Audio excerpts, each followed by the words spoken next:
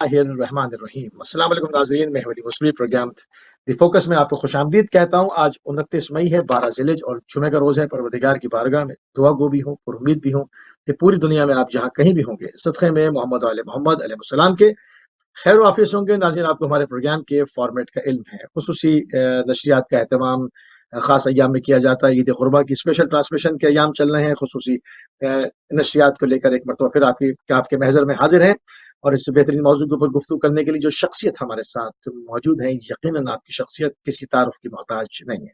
ہمارے ساتھ موجود ہیں جناب حجت الاسلام والمسلمین پروفیسر مولانا موسی رضا صاحب، لکھنؤ ہندوستان سے۔ قبلہ آپ کو پروگرام میں خوش آمدید کہیں گے اور ابھی خدمت میں سلام عرض کریں گے۔ جی وعلیکم السلام ورحمۃ اللہ وبرکاتہ۔ میں سب سے پہلے ناظرین کی خدمت میں اپنا سلام پیش کر رہا ہوں، اور آپ سبھی حضرات جو اسٹوڈیو میں موجود ہیں، اور ساتھ ساتھ اس عید قربان کی مبارکبادی بھی پیش کرتا ہوں۔ تو میں جزاک اللہ۔ پروگرام کی ابتدا کر رہا ہوں۔ بسم اللہ الرحمن الرحیم، الحمد للہ رب العالمین، والصلاة والسلام على نبیہ الکریم وآلہ الطیبین الطاہرین، لا سیما بقیۃ اللہ فی الارضین۔ اما بعد فقد قال اللہ تبارک وتعالی وقولہ الحق، بسم اللہ الرحمن الرحیم، انی قال یا بنی انی ارا فی المنام ان اذبحک۔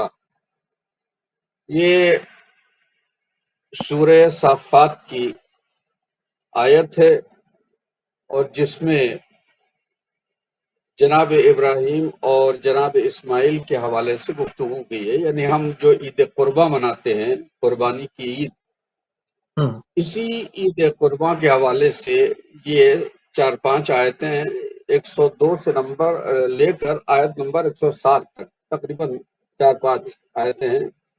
وَفَدَيْنَاهُ بِذِبْحٍ عَظِيمٍ، یہاں تک کی یہ مناسبت سے آیت ہے۔ اس میں آیت میں جو ارشاد ہوتا ہے کہ جب جناب اسماعیل فلما سعی، یعنی جب وہ جوان ہو گئے، تو اس وقت جناب ابراہیم کو اللہ نے خواب دکھلایا، اور وہ خواب کیا تھا کہ وہ اپنے بیٹے جناب اسماعیل کو ذبح کر رہے ہیں۔ اور اس خواب کو جناب ابراہیم نے اپنے بیٹے جناب اسماعیل سے اس انداز میں کہا، یا بنیا انی ارا فی المنام، اے میرے بیٹے، میں نے خواب میں یہ دیکھا ہے کہ میں آپ کو اللہ کی راہ میں ذبح کر رہا ہوں۔ وہاں پر جناب اسماعیل کا جواب تھا کہ اے میرے بابا، آپ نے جو خواب میں دیکھا ہے اسے آپ کر گزریے، انشاءاللہ آپ مجھے صابرین میں پائیں گے۔ اور اس کے بعد پھر وہ ذبح کا مرحلہ، اور اس کے بعد جناب اسماعیل کی جگہ پر جنت سے دمبے کے آ جانا، اور پھر وہاں سے جو ہے وہ دوسری آیت کہ ہم نے تمہاری اس قربانی کو قبول کر لیا، میں نے آپ کو دیکھا کہ آپ نے جو میں نے امر دیا تھا، جو حکم دیا تھا، اس حکم کو ابراہیم تم بجا لائے، اور ہم نے اس قربانی کو قبول کر لیا، اور اس قربانی کو ذبح عظیم کا فدیہ قرار دے دیا ہے، ذبح عظیم کا فدیہ قرار دے دیا ہے۔ یہ اصل آیات ہیں جو قرآن مجید میں ہیں۔ دیکھیے، یہ جو ہم عید قربانی مناتے ہیں، اصل یہ عید ایثار اور قربانی کا جذبہ انسان کے اندر پیدا ہو۔ جناب ابراہیم کا امتحان کیا لیا جا رہا تھا؟ کیا واقعی جناب ابراہیم کا امتحان یہ تھا کہ وہ اپنے جوان بیٹے کو اللہ کی راہ میں ذبح کر دیں؟ اگر واقعی اللہ کا تقاضا یہ ہوتا تو یقیناً جناب اسماعیل جو ہے وہ ذبح ہو جاتے، وہ دمبا آنے کی ضرورت نہیں تھی۔ در حقیقت جناب ابراہیم کا ایک یہ امتحان تھا، ایک آزمائش تھی کہ جناب ابراہیم، ظاہر سی بات ہے آپ کے فرزند جناب اسماعیل، آپ کو جب آپ 90 سال کی عمر تھی تب آپ کو عطا کیا گیا۔ اب آپ اندازہ لگائیے کہ ایک اولاد جو 90 سال کی عمر میں عطا ہو، اس کی محبت باپ کے دل میں کتنی زیادہ ہوگی۔ آپ اندازہ لگائیے ہمارے یہاں ہم اور آپ کہ اگر 5 سال 10 سال کے بعد کوئی اولاد کوئی بچہ پیدا ہوتا ہے گھر میں تو وہ ماں باپ اس بچے کو کتنا اہمیت دیتے ہیں، اس کی محبت، اس کے لیے ہر چیز قربان کرنے کے لیے تیار ہو جاتے ہیں۔ تو اب آپ اندازہ لگائیے کہ 90 سال کی عمر میں جس باپ کو اسماعیل جیسا بیٹا ملا ہو، اس کی محبت ابراہیم کے دل میں کیا ہوگی، ہم آپ اس کا اندازہ نہیں لگا سکتے ہیں۔ یہی وہ چیز تھی، ایک طرف جناب ابراہیم خلیل اللہ تھے، اللہ کے خلیل تھے، اللہ کے دوست تھے، جو دوسری طرف جناب اسماعیل کی محبت جناب ابراہیم کے دل میں تھی۔ خداوند عالم یہاں پر آزمانا چاہ رہا تھا کہ میرا بندہ، میرا خلیل، میرا دوست آیا مجھ سے زیادہ اپنے بیٹے کو چاہتا ہے یا نہیں، مجھے اپنے بیٹے سے زیادہ چاہتا ہے اور میری راہ میں یہ سب کچھ قربان کر سکتا ہے۔ دیکھیں یہ اصل امتحان ذبح اسماعیل نہیں تھا، اصل امتحان اس محبت کا تھا جو جناب اسماعیل کے لیے ابراہیم کے دل میں تھی۔ چنانچہ جناب ابراہیم کامیاب ہو گئے، انہوں نے حکم خدا سے اسماعیل کو قربان کرنے کے لیے میدان عرفات میں، میدان مینا میں لے آئے اور ان کو لٹا بھی دیا اور قتل گاہ میں، اور چھری بھی ان کے گلے پہ رکھ دی۔ دیکھیں یہاں تک اللہ دیکھتا رہا، اور جب چھری گلے پہ رکھ دی تو گویا اللہ نے ابراہیم کی نیت صادقہ، وہ جو سچی نیت تھی، اس کو دیکھ لیا اور یہاں سے معاملہ پلٹ دیا کہ اسماعیل کے جیب پر دمبے آیا جبرائیل امین کے ذریعے سے، اور جبرائیل نے اسماعیل کے گلے کو ہٹا کے، چونکہ جناب ابراہیم کی آنکھوں میں پٹیاں بندھی ہوئی تھی، جناب اسماعیل کی آنکھوں میں پٹیاں بندھی ہوئی تھی، لہذا جبرائیل نے یہ کام کیا کہ اسماعیل کو ہٹا کے وہاں پر دمبا اور اس کا گلا چھری پہ رکھ دیا۔ یہ سارا کام جو ہے جسے کہ یہ سیکنڈوں میں ہو گیا، اور ادھر سے یہ آیت آ گئی، قد صدقت الرؤیا، کہ بے شک آپ نے خواب کو سچ کر دکھایا، اور پھر ہم نے تمہاری اس قربانی کا فدیہ جو ہے وہ ایک ذبح عظیم کو قرار دے دیا ہے، یا ذبح عظیم کا فدیہ اس قربانی کو قرار دے دیا ہے۔ ذبح عظیم کیا ہے؟ تو ذبح عظیم کیا ہے؟ ہاں ابھی میں آ رہا ہوں، یہ ایک اہم سوال ہے۔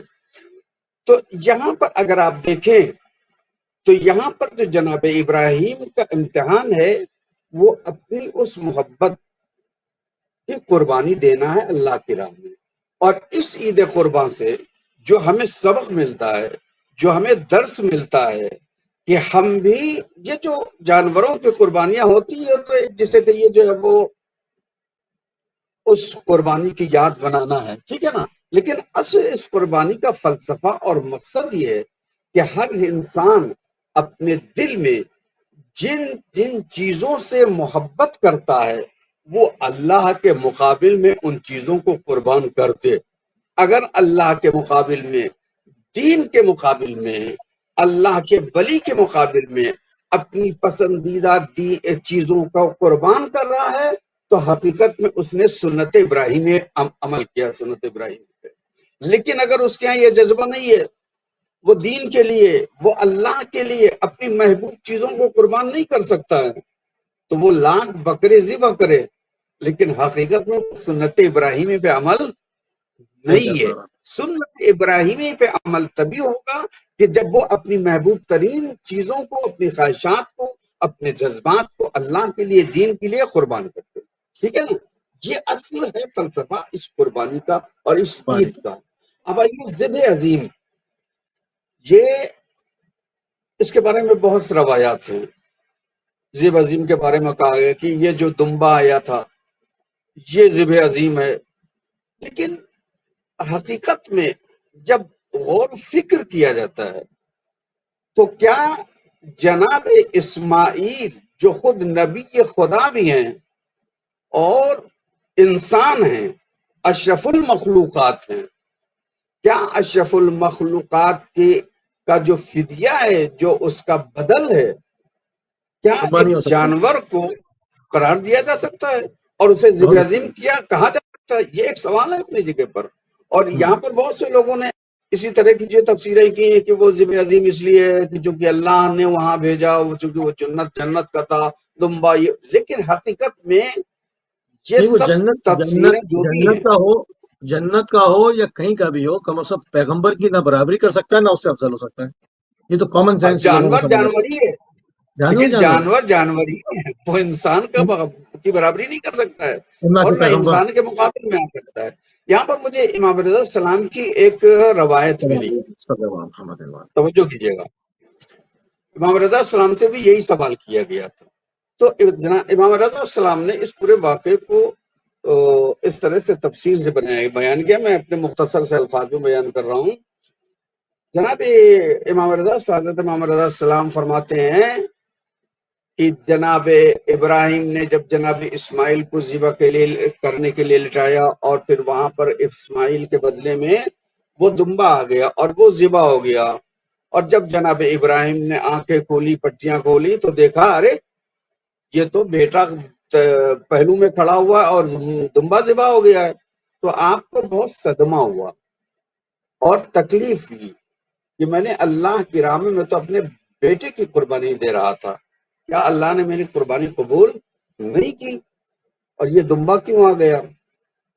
تو وہاں پر وہی ہوئی کہ ابراہیم، اچھا تم یہ بتاؤ کہ تم ہماری مخلوقات میں سب سے زیادہ کس سے محبت کرتے ہو؟ سب سے زیادہ. جناب ابراہیم نے فرمایا کہ معبود، میں تیری مخلوقات میں سب سے زیادہ اگر کسی سے محبت کرتا ہوں تیرے حبیب محمد مصطفیٰ صلی اللہ علیہ وسلم. ٹھیک ہے. تو اس کے بعد پھر سوال ہوا کہ تم اپنے بیٹے کو سب سے زیادہ چاہتے ہو، محبت رکھتے ہو، محبوب رکھتے ہو، یا پیغمبر کے فرزند کو زیادہ دوست رکھتے ہو، اپنے بیٹے سے زیادہ دوست رکھتے ہو؟ امام کرتے ہیں یہاں بھی جناب ابراہیم نے کیا فرمایا؟ کہا میں تیرے حبیب پیغمبر محمد مصطفیٰ صلی اللہ علیہ وآلہ وسلم کے فرزند کو اپنے فرزند سے زیادہ چاہتا ہوں، اپنے فرزند سے زیادہ محبت کرتا ہوں. یہاں پر پھر سوال ہوا جبرائیل کے ذریعے سے کہ اچھا یہ بتاؤ کہ تم اپنے ہاتھوں سے اپنے بیٹوں کو ذبح کرو اللہ کی اطاعت میں، یہ تمہارے دل کو زیادہ دکھائے گا، درد لائے گا، یا نہ پیغمبر کے فرزند کو ان کے دشمنوں کے ہاتھوں سے ظالمانہ طور پر قتل کیا جائے، یہ تم کو زیادہ درد لائے گا اور تمہارے دل کو زیادہ دکھ پہنچے گا؟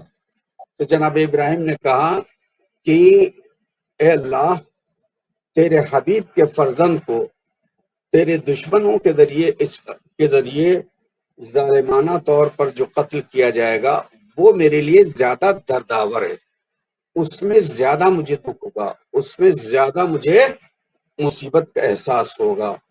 یہاں پر جبرائیل امین نے امام حسین السلام کے شہادت کیے، تھوڑا سا تذکرہ کیا کہ کس طرح سے نام نہاد پیغمبر کی امت اور پیغمبر کا نام لینے والے، پیغمبر کا کلمہ پڑھنے والے کس طرح سے پیغمبر کے فرزند امام حسین کو کربلا میں 3 دن کا بھوکا پیاسا قتل کریں گے. یہ سارے مصائب جسے کہیے جناب جبرائیل نے ابراہیم کو جب سنائے تو جناب ابراہیم چیخ کر جسے کہ رونے لگے. ان کا گریا اور ان کا درد اتنا شدید ہو گیا جسے کہیے کہ ان کے آنکھوں سے آنسو جاری ہو گئے اور وہ برداشت نہیں کر سکے. یہاں پر اللہ نے اس گریے کو امام حسین السلام پہ جو جناب ابراہیم نے انجام دیا، اس گریوں کو اس قربانی کا بدل قرار دے دیا، اور اس کا ثواب جو ہے جسے کہیے جو ہے وہ جناب ابراہیم کو امام حسین السلام پر جو انہوں نے گریہ کیا، اس کا ثواب وہ جناب اسماعیل کے ذبح سے زیادہ ان کو عطا کیا گیا. تو یہ جو امام حسین السلام کی قربانی ہے یہ در حقیقت ذبح عظیم ہے. اصل ذبح عظیم یہ ہے جو اس قربانی کا عوض ہے، اس قربانی کا فدیہ قرار دیا. یہ امام علیہ السلام کی تفسیر میں جو ہے وہ بیان کیا ہے. اور بھی ہمارے بعض علماء اور مفسرین نے اس روایت کو تذکرہ کیا ہے. یہ روایت مکیال المکارم جلد 1 اور صفحہ میں سمجھتا ہوں شاید 153 صفحہ ہے، اگر مجھے اشتباہ نہ ہو رہا ہو تو یہ مکیال المکارم کی یہ روایت ہے. ٹھیک ہے نا. تو یہاں پر ذبح عظیم سے مراد کیا ہے؟ امام حسین علیہ السلام کی شہادت مراد ہے، جو اس قربانی کا عوض اور اس کا بدل قرار پائی ہے. اور اس جناب اسماعیل کو جسے کہیے اس قربانی کی وجہ سے بچا لیا گیا. کیوں بچا لیا گیا؟ در حقیقت جناب اسماعیل ہی کے صلب سے جناب عبداللہ پیغمبر کے والد کو آنا تھا، اور جناب ابو طالب کو اسی صلب سے آنا تھا، جسے کہیے جو سلسلہ چلا. تو بہرحال اللہ نے جناب اسماعیل کو بچایا جناب عبداللہ کے ذریعے سے. پھر جناب عبداللہ کو بھی مکے میں قربانی جسے کہیے جو ہے وہ ایک مرحلہ آیا تھا کہ جہاں جناب عبداللہ کو قربان کرنے کا مرحلہ آیا تھا، تو وہاں پر بھی اللہ نے بچایا. ان کے مقابل میں جو ہے وہ 80 اونٹ ذبح کیے. ٹھیک ہے نا.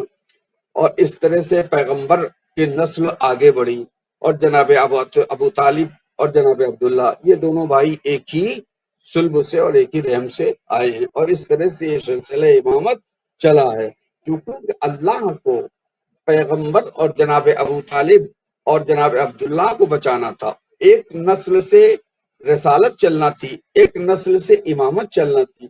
ان دونوں نسلوں کا جو سرا تھا وہ جناب اسماعیل کے صلب میں تھا. اللہ نے جناب اسماعیل کو بچایا اور اس قربانی کے بدلے میں امام حسین السلام کی قربانی کو قبول کیا. اصل یہ ہے جیسے کہ ذبح عظیم. اچھا جناب حاجرہ کو مکے میں کیوں جناب ابراہیم نے چھوڑا؟ اس کی کیا؟ دیکھیے اب وہ اللہ کی یہ ساری مصلحتیں تھیں کہ کس طرح سے ہم انہیں، کہ جناب ابراہیم فلسطین میں تھے. ٹھیک ہے نا. اور آپ کا وطن فلسطین تھا. اللہ کو یہ جیسے کہ ارادہ تھا کہ جناب اسماعیل اور یہ جو نسل ہے آخری پیغمبر، یہ مکے اور مدینے سے آگے بڑھے، اس کا سلسلہ یہاں سے شروع ہو. اور اسی لیے جناب ابراہیم کو یہ حکم ہوا کہ آپ حاجرہ کو اس وادی میں کہ جہاں نہ کوئی سبزہ ہے، نہ کوئی درخت ہے، نہ کوئی پانی کا چشمہ ہے، وہاں پر جو غیر ذی زرع، وادن غیر ذی زرع، تو وہاں ان کو پہنچا دے. اصل در حقیقت اللہ کا ارادہ یہی تھا کہ یہ نسل جو پیغمبر اسلام کی نسل ہے اور ائمہ معصومین کی نسل ہے، یہ یہاں سے اس کا سلسلہ آگے بڑھے. اسی لیے خداوند عالم نے ابراہیم کو یہ حکم دیا کہ آپ جناب حاجرہ کو اور جناب اسماعیل کو آپ اس وادی میں جا کے چھوڑ کے آئیں. ایسے بات ہے، یہ بھی ایک بہت بڑا امتحان ہے جناب ابراہیم کا، کہ اس بیوی کو جس کو آپ بہت چاہتے ہیں اور جس سے پہلی اولاد آپ کو ملی ہے، آپ کو حکم دیا جا رہا ہے کہ آپ ایسی وادی میں چھوڑ کے آئیں جہاں اصلاً جینے کے کوئی آثار نہیں ہے، صرف پہاڑ ہیں، صرف پہاڑیاں ہیں، اور اس کے علاوہ کچھ نہیں ہے. یہ بہت بڑا امتحان ہے.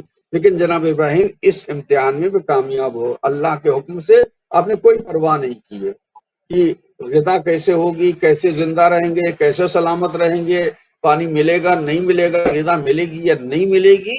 دیکھیے حقیقت میں اگر جناب ابراہیم کی سیرت اور ان واقعات کو دیکھا جائے تو اللہ پر اعتماد اور توکل کا ایک جیسے کہ نمونہ ہمیں ملتا ہے کہ اللہ پہ توکل اور اگر بھروسہ ہے، اگر اعتماد ہے، تو پھر انسان کو کسی چیز کی فکر نہیں کرنا چاہیے. جناب ابراہیم کو اللہ پہ بھروسہ تھا، حکم خدا تھا. جناب ابراہیم نے اس حکم خدا کو جسے کہیے جو ہے وہ عملی جامہ پہنایا. اصلاً آپ نے نہیں سوچا بھئی جو ہمیں حکم دے رہا ہے وہ اس کے کھانے پینے کا انتظام کرے گا، وہ آبادی کا بھی انتظام کرے گا، وہ سب انتظام کرے گا. لہذا آپ بے چوں چرا بغیر کسی فکر کے، بغیر کسی جسے کہیے جو ہے وہ تردید اور تشکیک کے، جسے کہیے آپ نے جناب ہاجرہ کو اسماعیل کے ساتھ چھوڑ دیا. اور یہ بھی نہیں کہ چھوڑنے کے ساتھ ساتھ وہاں 1 مہینہ ان کے ساتھ رہے ہوں یا 2 مہینہ رہے ہوں، چلو بھائی ہم پہلے یہاں انتظام کر دیں اس کے بعد جائیں. نہ، آپ نے وہاں چھوڑا اور وہاں سے واپس ہو لیے. جناب ہاجرہ نے کہا کہ اے میرے والی، اللہ کے نبی، آپ مجھے یہاں کہاں چھوڑے جا رہے ہیں، کس پہ چھوڑے جا رہے ہیں؟ تو جناب جی نہیں ابراہیم نے بتائیے. کہا جس خدا نے ہمیں یہاں آپ کو لانے کا حکم دیا ہے، میں اسی خدا کے اوپر جو ہے وہ آپ کو چھوڑے دے رہا ہوں. ٹھیک ہے نا. اللہ اب جناب ہاجرہ یہاں اس غیر زی زرع وادی میں ہے، یہاں نہ کچھ کھانے کا انتظام ہے نہ پینے کا انتظام ہے. جناب اسماعیل پیاس سے تڑپ رہے ہیں، تو آپ نے وہ سارا واقعہ سنا ہوگا. یہ صفا اور مروہ کی جو سعی ہے، یہ در حقیقت جناب ہاجرہ کی دوڑ ہے. لیکن اللہ کی راہ میں جو عورت قدم اٹھاتی ہے، اللہ ان قدموں کو قیامت تک زندہ رکھنے کے لیے ارکان حج میں داخل کر دیتی ہے، صحیح واجب کر دیتا ہے. اب دیکھیے یہ سارے واقعات اس بات کی دلیل ہیں کہ انسان کو حکم خدا کے سامنے تمام اپنی خواہشات، اپنی تمام تر چیزوں کو قربان کر دینا چاہیے اور فقط اللہ کی ذات پہ بھروسہ کرنا چاہیے، اس پر توکل نہ کرنا چاہیے. اور جب انسان اللہ پہ بھروسہ کرتا ہے، جب انسان اللہ پہ توکل کرتا ہے، تو اللہ کافی ہوتا ہے انسان کے لیے. کہتا نہیں حسبی اللہ وکفا، اللہ کافی ہے، اللہ کافی ہے. اللہ پہ اگر انسان توکل کرے تو یہ سارے واقعات جو عید قربان کے حوالے سے ہیں، آپ دیکھیں ذبح اسماعیل ہو یا جناب ہاجرہ کا صفا اور مروہ کے درمیان میں دوڑنا ہو، اور وہ آب زمزم جو چشمہ ہے اس کا جاری ہونا، اور اس کے بعد پھر جب چشمہ جاری ہو گیا تو طائر وہاں پر آنے لگے پینے کے لیے، اور جب قافلے وہاں سے گزرے دیکھا یہاں پر جو ہے وہ پانی کا چشمہ اس بے آب و گیاہ وادی میں، تو وہاں پر وہ قافلے ٹھہرنے لگے، اور اس طرح سے یہ مکے کی آبادی بڑھتی گئی. جی اچھا، ابھی جس طرح سے یہ پورا قرآنی واقعہ ہے اور آپ نے اس کا ماشاءاللہ اس کو ذکر کیا پوری ایک ترتیب کے ساتھ، ایک تسلسل کے ساتھ کہ کس طرح سے، تو یہ پورا روحانیت سے اور توحید سے اور خدا کے اوپر توکل سے لبریز واقعہ ہے، کیونکہ اس کے اندر اس طرح کے امتحانات ہیں کہ ذرا سی بھی پیروں کی لرزش، ذرا سی بھی وہ یہاں پر جو ہے وہ ٹک نہیں سکتا، اتنا سخت امتحان ہے. اب اس کی یاد منانا ٹھیک ہے، اس پہ اس کی 2 وراثتیں ہیں، جس طرح سے فرزند کا ذکر آپ نے کیا، تو ذبح عظیم میں اس کی وراثت تو اہل بیت کے پاس گئی. امام حسین السلام نے اپنا فرزند جناب علی پر قربان کر دیا، مگر امت کے پاس وہ وراثت نہیں آئی. امت کے پاس اس دمبے سے وہ وراثت ہے کہ اس کی یاد میں دمبے کو ذبح کریں یا کسی حلال جانور کو ذبح کریں. تو اس میں ایک روحانیت اور معرفت کے بغیر یہ کام ممکن نہیں ہے. مگر ہم اگر اپنے معاشرے کی طرف نگاہ کریں، ہم دیکھیں تو وہاں کیا ہو رہا ہے، کیوں اس میں بہت چند لوگ ہوتے ہیں، مطلب سب کو اس میں نہیں ایک ساتھ بتایا جا سکتا کہ مطلب حرام چلتا ہے تو ہاں رشوت لی جا رہی ہے، حرام بس جانور تگڑا آئے تاکہ اس پہ ایک شو لوگوں کے سامنے بیان کی جائے. اس وقت ہمارے یہاں قربانی صرف نام کی رہ گئی ہے. اس قربانی میں جو جناب ابراہیم نے اسماعیل کو قربان کرنے میں جو خلوص، جو اخلاص دکھایا تھا، جو محبت دکھائی تھی، آج ہمارے ہاں اس قربانی میں وہ خلوص اور محبت نہیں. آج اب دیکھیے ہم کئی قربانیاں جو ہوتی ہیں، آپ دیکھیے صرف نام و نمود کے لیے ہوتی ہیں. ہم نے اتنا قیمتی وہ بکرا خریدا، ہم نے اونٹ کی قربانی کی ہے. ریاکاری، دکھاوا، ایک دوسرے سے مقابلہ آرائی. تم 10,000 کا بکرا لائے ہو تو ہم 15,000 کا لائیں گے، وہ 15,000 کا لائیں گے تو ہم 20,000 کا لائیں گے، ہم 50. اب دیکھیے کس طرح سے جو ہے وہ اس وقت رونمائی اور شوبادی اور دکھاوا اور ریاکاری اس طرح سے اس قربانی کی جو اہمیت تھی اور اس قربانی کی جو عظمت تھی، اس قربانی کو اس ریاکاری نے، اس دکھاوے نے، اس شوبادی نے، اس نام و نمود نے حقیقت میں اس کے مقصد کو خاک میں ملا دیا، اس کے ہدف کو خاک ملا دیا۔ قربانی اللہ کی راہ میں جب دی جائے تو اس کے اندر سب سے پہلی شرط اخلاص کی ہے۔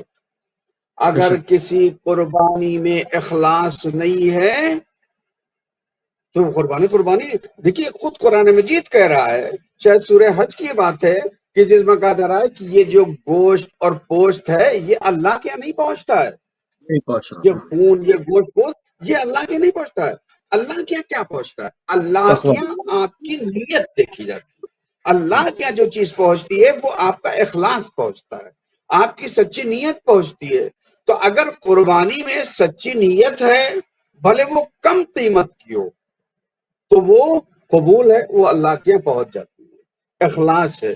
لیکن اگر قربانی میں اخلاص نہیں ہے، دکھاوا ہے، مقابلہ آرائی ہے، ہاں، ایک دوسرے کو نیچا دکھانا ہے، شوبازی کرنا ہے، محلے میں جو ہے وہ شو کرنا ہے کہ ہمارا بکرا جو ہے وہ سب سے مہنگا ہے، ہمارا بکرا سب سے، جسے کہ یہ جو ہے وہ بلند قیمت ہے اور گوشت والا یہ والا ہے، یا تو یہ حقیقت میں قربانی نہیں ہے، یہ صرف جو ہے وہ اپنے من کا بہلاوا ہے، اپنے من کو جو ہے وہ، جسے کہ یہ جو ہے وہ سکون دینا ہے اپنے جذبات کو کہ ہم نے قربانی کرا دی۔ لیکن اللہ کے لیے قربانی نہیں ہے۔ اللہ کے لیے قربانی وہی ہوگی جس میں اخلاص ہو، جس میں جو ہے وہ حقیقت میں، اور اس بکرے کی قربانی سے زیادہ ہمارے اندر جتنے جسے کہ یہ بکرے ہیں خواہشات کے، ان خواہشات کے بکروں کی قربانی سب سے پہلے ہے، جس میں یہی ریاکاری، حسد، بغض، کینہ،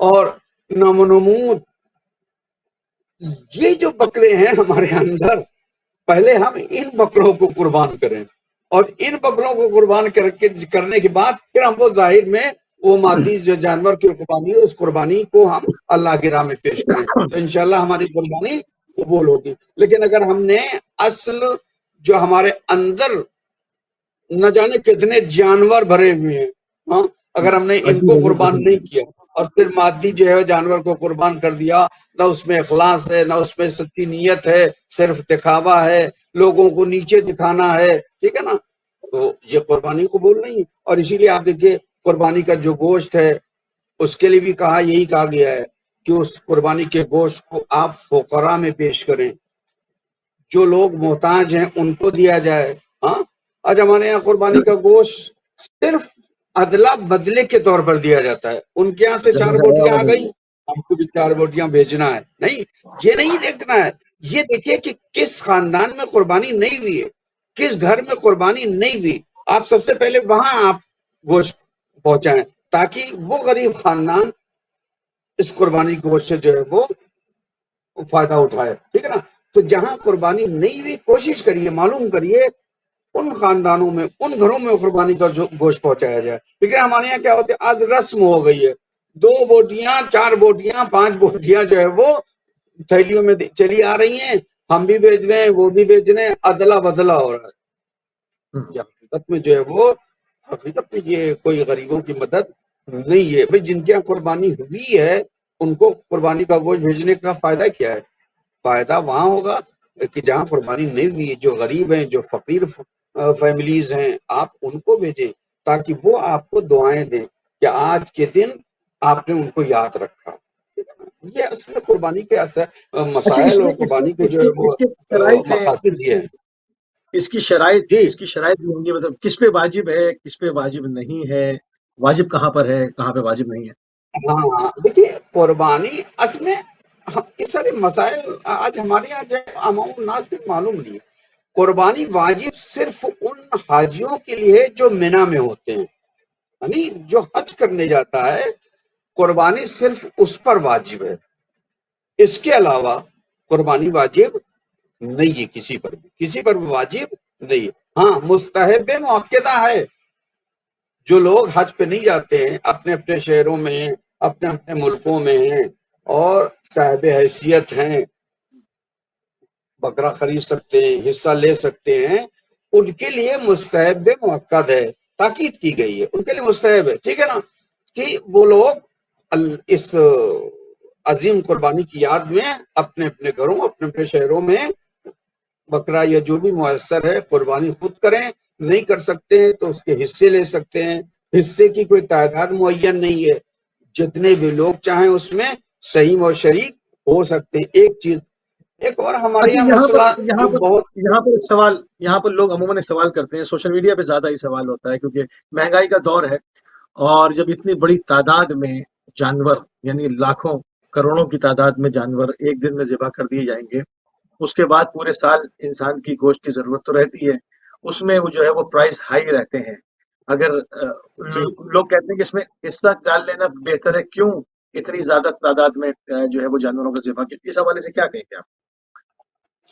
دیکھیے، ایک مسئلہ تو اور یہاں پر یہ کہ دیکھیے، ایک چیز ہم بتائیں آپ کو، اللہ کی راہ میں جو شے بھی ہو قربان ہوتی ہے، اللہ اس کی نسل کا محافظ ہوتا ہے، یہ آپ مسئلہ سمجھ لیجیے، ٹھیک ہے نا، ٹھیک ہے، چاہے آپ انسانوں میں جائیں اور چاہے آپ جانوروں میں جائیں، اللہ کی راہ میں جو قربان ہوتا ہے خدا اس کی نسل کو ہمیشہ ہمیشہ کے لیے زندہ بھی رکھتا ہے اور اس میں اضافہ بھی کرتا ہے۔ آپ دیکھیے امام علیہ السلام نے کتنی بڑی قربانی دی، سب پورا گھر بھر لٹ گیا، صرف آپ کی ایک اولاد بچی تھی، ایک بیٹا، چوتھے امام زین العابدین علیہ السلام، ہاں، لیکن خدا بند عالم کی راہ میں امام زین السلام نے قربانی دی تو آپ کی نسل کو ایک بیٹے کے ذریعے سے اتنا بڑھایا کہ آج دنیا میں کوئی ایسا خطہ نہیں ہوگا کہ جہاں حسین کی اولاد نہ ہو، بے شک۔ ٹھیک ہے نا۔ اسی طرح سے آپ دیکھ لیجیے، یہ جو حلال جانور ہیں، چاہے وہ دمبا ہو، چاہے وہ بکرا ہو، چاہے وہ بکری ہو، چاہے وہ گائے ہو، حلال جانور جتنے بھی ہیں، چونکہ اللہ نے ان کو اسی مقصد کے لیے خلق کیا ہے کہ تم اشرف المخلوقات کے کام آؤ۔ جو جانور اپنے سے بلند مخلوق کے لیے کام آتی ہے، قربانی دیتی ہے، اللہ نے کہا ہم تمہاری نسلوں کو باقی رکھیں گے، نہ فقط باقی رکھیں گے بلکہ اس کو کثرت بھی ہم عطا کریں گے۔ آج آپ اندازہ لیجیے، آپ اسی سے لیجیے، ابھی آپ نے کہا کہ جہاں لاکھوں لاکھوں بکرے اور بکریاں اور دمبے ذبح ہو رہے ہیں، ان کی نسل کو تو ختم ہو جانا چاہیے، دنیا میں تو ان کی نسل ہونے ہی نہیں چاہیے، لیکن ہر سال لاکھوں بکرے، دمبے، گائے، جس کے بھینس ذبح ہوتے ہیں، لیکن پھر اگلے سال آپ دیکھیے اتنی تعداد میں پھر موجود ہوتے ہیں، ہاں، تو اس کا مطلب ہے کہ ان کی بقا ہمارے اور آپ کے ذمے نہیں ہے، ان کی بقا اللہ کے ہاتھ میں ہے، کیونکہ یہ اللہ کی راہ میں قربان کیے جاتے ہیں، اپنے سے بلند تر مخلوق کے لیے قربان ہوتے ہیں، لہذا اللہ ان کی نسل کو برکت، اس میں برکت عطا کرتا ہے۔ برکت یہ ہے کہ ان کی نسل میں برکت ہوتی ہے۔ اسی جگہ پر آپ دوسرے جانور جو حرام گوشت ہیں، ٹھیک ہے نا، آپ ان کا دیکھیے، بکری یا دمبے یہاں صرف ایک بچہ پیدا ہوتا ہے یا دو بچے پیدا ہوتے ہیں، اگر بہت زیادہ ہو گئے، ٹھیک ہے نا، 2 یا 3 بس۔ اس کے مقابل میں وہ نجس جانور جس کو ہم جو ہے وہ ڈاگ بولتے ہیں، ہے نا، ایک جسے کہیے جو 7 8 10 ایک ساتھ پیدا ہوتے ہیں، لیکن آپ ان کی نسل کو دیکھ لیجیے کہ یہ کتنے کثرت سے ہیں، ہر سال لاکھوں ذبح ہوتے ہیں، مینا میں لاکھوں ذبح ہو جاتے ہیں۔ ارے کم سے کم اگر 1.5 ملین یا 2 ملین حاجی ہیں تو 1.5 ملین 2 ملین تو قربانی ایسے ہی ہو جاتی ہے، ٹھیک ہے نا۔ اس کے علاوہ تمام اسلامی ممالک میں، تمام پوری دنیا میں آپ اندازہ لگائیے، ہم شاید جو ہے وہ ملیارڈ جو ہے وہ ذبح ہو جاتے ہیں، لیکن اس کے باوجود بھی ان کی نسل میں برکت ہے، ہر سال اسی طرح سے پھر آمادہ ہو جاتے ہیں۔ لیکن وہ جو نجی جانور جو ایک ساتھ 7 بچے پیدا کرتا ہے، اس کی نسل کہاں ہے؟ اگر 7 بچے جہاں پیدا ہوتے ہیں تو بہت زیادہ ہونا چاہیے، انسان سے زیادہ ہونا چاہیے ان کی نسل، لیکن وہاں نہیں ہے۔ اللہ برکت دیتا ہے ان تمام چیزوں میں جو اپنے سے بلند ترین کے لیے اپنے کو فدا کر دیتے ہیں۔ امام حسین السلام نے اپنے سے بلند ترین ذات اللہ کے لیے اپنے کو قربان کیا۔ آج امام حسین السلام کی نسل پوری دنیا میں، اور اس کے علاوہ آپ دیکھ لیجئے کہ پوری 1400 سال میں امام حسین السلام کی قربانی کے علاوہ اس نسل حسین کو کس طرح سے قربان کیا گیا ہے، کس طرح سے انہیں ذبح کیا گیا ہے، شیعان حسین کو، شیعان علی کو کس طرح سے ذبح کیا گیا ہے، لیکن اس کے باوجود بھی یہ ذبح ہونے سے یا قتل کرنے سے یہ کم نہیں ہو، بلکہ یہ بڑھتے جا رہے ہیں، ان کی تعداد بڑھتی ہی جا رہی ہے، ٹھیک ہے نا۔ تو یہ اللہ کا یہ فلسفہ ہے کہ اللہ کی راہ میں جو بھی قربان ہوگا، اللہ اس کی نسل کی بھی حفاظت کرے گا اور اس کو کثرت بھی عطا کرے گا۔ کثرت بھی دے گا۔ اِنَّا صحیح آتَيْنَا کل کوثر، ہم نے آپ کو کوثر عطا کیا ہے۔ پیغمبر سے وعدہ ہے اللہ کا کہ ہم آپ کو نسل کثیر دیں گے، تو اس نسل کثیر کا کوئی احاطہ نہیں کر سکتا ہے، یہ اللہ کا وعدہ ہے، ٹھیک ہے نا۔ صحیح۔ یہ چیز آپ کو سمجھ اچھا میں اس آ میں، گئی؟ جی ہاں بالکل ایسے ہی ہے۔ اچھا اس میں اگر کوئی شخص استطاعت نہ رکھتا ہو، یعنی مستطیع نہ ہو، تو وہ کیا کرے؟ دیکھیے، جتنی بھی استطاعت رکھتا ہو، جتنی بھی استطاعت رکھتا ہو، اگر 200 روپے تک وہ حصہ لے سکتا ہے تو اس میں شریک ہو سکتا ہے۔ اللہ نیتوں کو دیکھنے والا ہے۔ اللہ یہ نہیں دیکھتا ہے کہ کون میری راہ میں جو ہے وہ 40,000 کا بدلہ بکرا جو ہے ذبح کر رہا ہے اور کون میری راہ میں جو ہے وہ 5,000 والا ذبح کر رہا ہے۔ اللہ یہ نہیں دیکھتا، اللہ نیت دیکھتا ہے۔ اگر واقعاً جو استطاعت نہیں ہے تو جتنی استطاعت ہے آپ اتنا شریک ہو جائیں، انشاءاللہ آپ کو وہی ثواب ملے گا جو ایک پورا بکرا ذبح کرنے میں ہے۔ ہاں، آپ 500 روپے تک شریک ہو سکتے ہیں، آپ 500 روپے دے کے شریک ہو جائیے۔ آپ 200 روپے تک شریک ہو سکتے ہیں، آپ 200 روپیہ دے کے شریک ہو جائیے۔ جتنا آپ کے اندر استطاعت ہے، جتنی آپ کی فائنینشلی اعتبار سے قوت ہے، آپ اس اعتبار سے شریک ہو جائیے، انشاءاللہ خداوند عالم آپ کو اس کا ثواب عطا کرے گا، یہ اللہ کا وعدہ ہے۔ بس آپ کی نیت خالص ہونا چاہیے، سچی ہونا چاہیے، صحیح۔ صادق ہونا اچھا چاہیے۔ اس میں اس کے کہا گیا کہ اس کے 3 حصے کرو، جو بھی آپ جانور اللہ کی جی راہ میں قربان کرتے ہیں اس کے کہا گیا کہ جی 3 جی حصے کرو، پورے طرح سے اس کے 3 حصے کرو۔ اس کی تقسیم کی کیا حکمت آپ دیکھتے ہیں قبلہ؟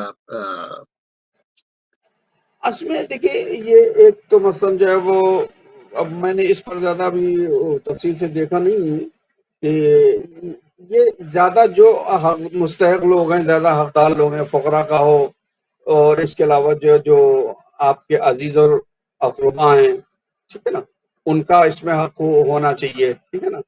تو یہ اس کی تقسیم کا یہ ہے کہ کوئی بھی فقیر یا غریب یا عزیز وہ عید کے دن جو ہے وہ محروم نہیں رہنا چاہیے، اس قربانی کے گوشت سے اور اس خوشی سے اس کو محروم نہیں ہونا چاہیے کہ مثلا جو ہے وہ ہمارے گھر میں تو گوشت پک رہا ہے اور سامنے جو ہمارے دوسرے رشتے دار ہیں ان کے یہاں دال پک رہی ہے، ہاں ان کے یہاں سبزی پک رہی ہے آج قربانی کے دن، یا غریب بیچارہ جو ہے وہ نہیں کر سکتا ہے تو بیچارہ جو محروم ہے اور وہ گوشت نہیں کھا سکتا ہے آج کے دن، اور سبزی ہے دال کھا رہا ہے۔ تو یہ چیز جو بھی کہی گئی ہے، جو اس سے تقسیم کیے گئے ہیں، اس کا مقصد یہی ہے کہ کوئی محروم نہیں ہونا چاہیے آج کے دن، اور اس کے گھر میں جس طرح سے ہمارے گھر میں ہمارے بچے خوش ہیں گوشت کھا کر اور ایک لذیذ غذا کھا کر، ویسی ان کے گھر میں ان کے بچوں کے دل میں ہے نا کہ وہ بھی آج کے دن جو ہے وہ گوشت کھائیں، لذیذ غذا کھائیں، سمجھے۔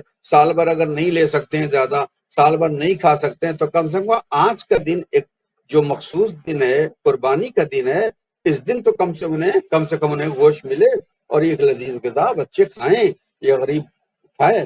تو اس کا مقصد اصل در حقیقت یہی ہے، ٹھیک ہے۔ بعض لوگ ہیں، ہم دیکھتے ہیں جیسے بڑی مبتلا بے مسئلہ ہے، میں نے خود دیکھا کہ عید کا دن جیسے جیسے قریب آ رہے ہیں یا ایام قریب آنے اس سے پہلے زیادہ تر لوگ جو ہے وہ بڑی بڑی وینوں کے اوپر اور پک اپس کے اوپر جو ہے وہ ڈیپ فریزر خرید رہے ہیں جی۔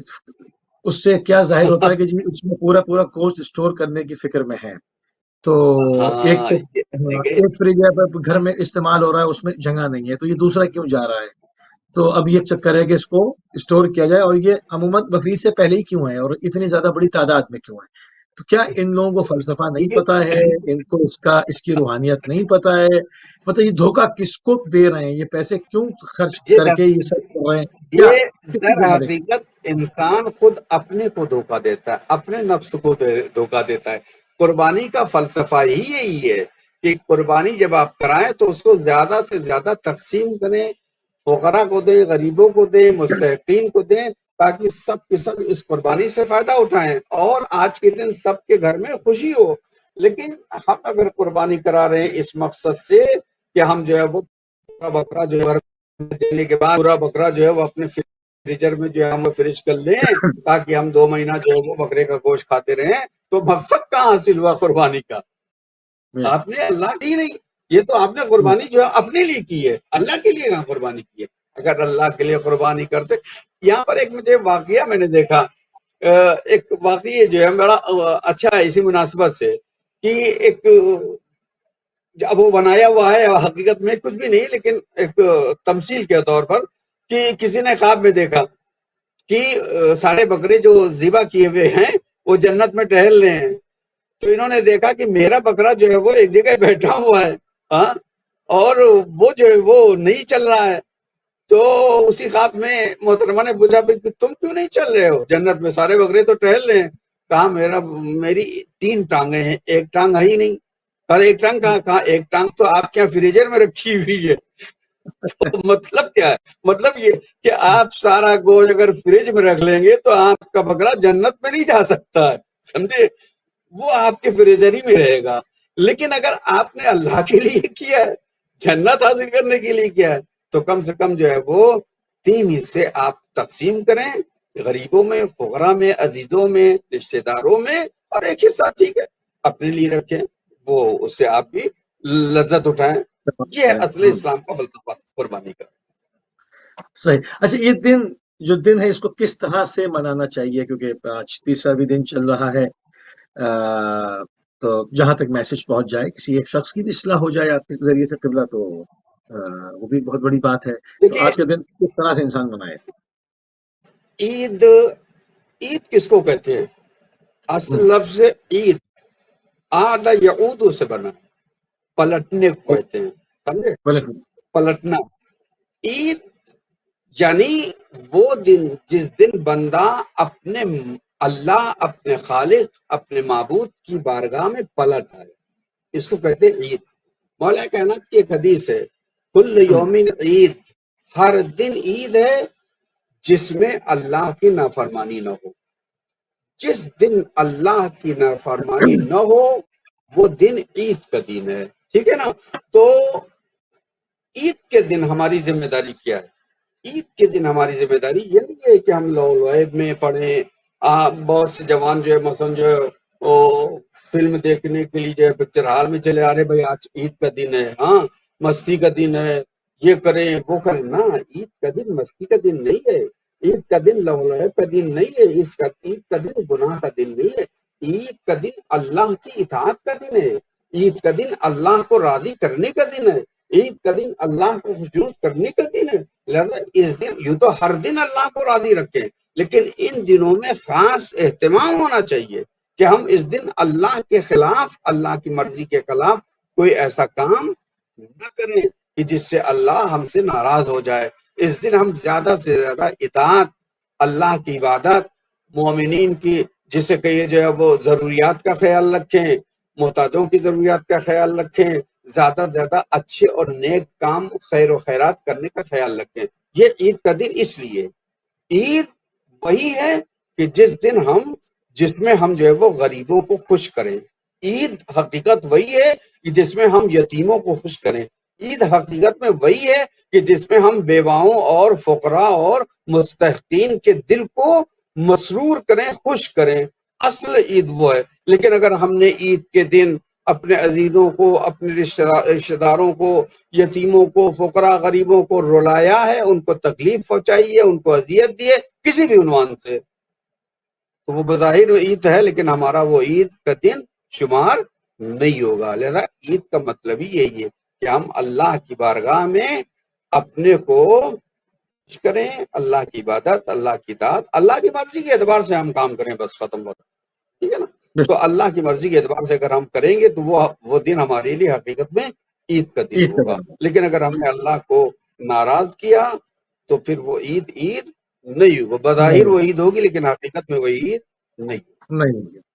بہت شکر گزار ہیں قبلہ، انتہائی مشکور ہیں آپ کے، انتہائی ممنون ہیں کہ آپ نے ایک مرتبہ پھر اپنا قیمتی ٹائم اہل بیت ٹی وی کو دیا. ناظرین، آپ سماعت فرما رہے تھے حجت الاسلام والمسلمین پروفیسر مولانا موسی رضا صاحب کو، اودھ کی راجدھانی لکھنؤ ہندوستان سے.